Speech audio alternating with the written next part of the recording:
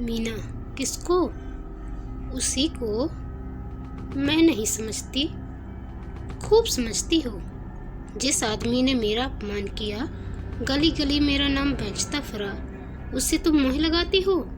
क्या यह उचित है? तुम गलत कहती हो। तुमने उसे खत नहीं लिखा? कभी नहीं। तो मेरी गलती थी, क्षमा करो।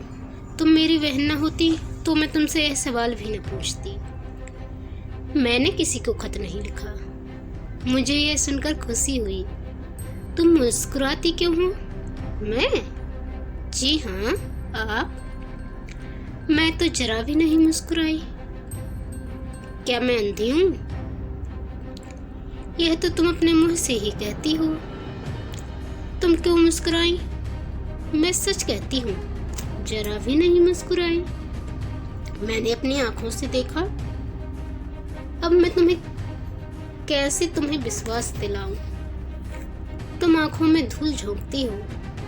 अच्छा, मुस्कुराई बस, या जान लोगे?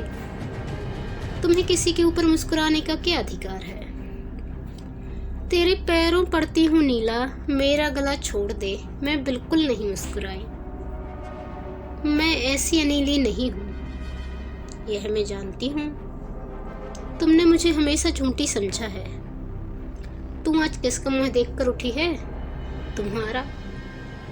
तुम मुझे थोड़ा संख्या क्यों नहीं दे देती? हाँ, मैं तो हत्यारे नहीं हूँ।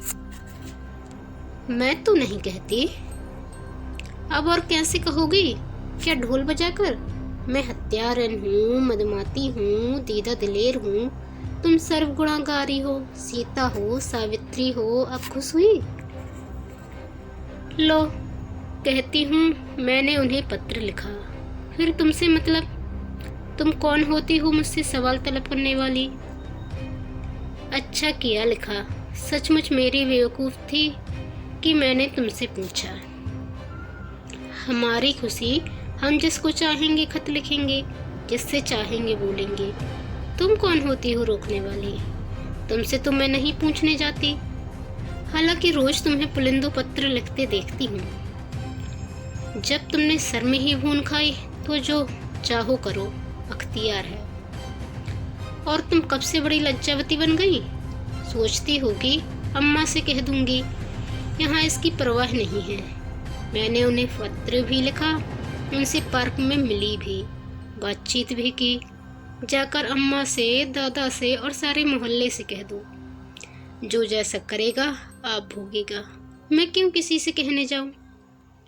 ओहो, बड़ी धैर्य वाली। यह क्यों नहीं कहती? अंगूर खट्टे हैं। जो तुम कहो वही ठीक है। दिल में जली जाती हो। मेरी बला जले। रो दो जरा। तुम खुद रो, मेरा अंगूठा रोए। मुझे उन्होंने एक रिस्ट वॉच भेंट दी है, दिखाऊं? मुबारक हो, मेरी आंखों का सनीचन्ना दूर होगा। मैं कहती हूँ तुम इतनी जलती क्यों हो? अगर मैं तुमसे जलती हूँ तो मेरी आंखें पट्टम हो जाएं। तुम जितना ही जलोगी मैं उतना ही जलाऊंगी।